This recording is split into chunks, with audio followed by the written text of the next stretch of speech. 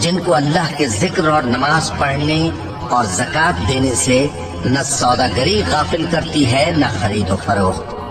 وہ اس دن سے جب دل خوف اور گھبراہٹ کے سبب الٹ جائیں گے اور آنکھیں اوپر چڑھ جائیں گی، ڈرتے ہیں تاکہ اللہ ان کو ان کے اعمال کا بہت اچھا بدلہ دے اور اپنے فضل سے زیادہ بھی عطا فرمائے۔ اور اللہ جس کو چاہتا ہے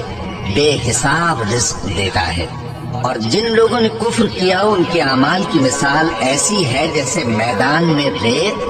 کہ پیاسا اسے پانی سمجھے، یہاں تک کہ جب اس کے پاس آئے تو اسے کچھ بھی نہ پائے اور اللہ ہی کو اپنے پاس دیکھے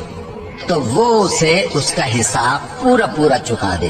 اور اللہ جلد حساب کرنے والا ہے۔ یا ان کے اعمال کی مثال ایسی ہے جیسے گہرے سمندر میں اندھیرے جس پر لہر چڑھی چلی آتی ہو اور اس کے اوپر اور لہر آ رہی ہو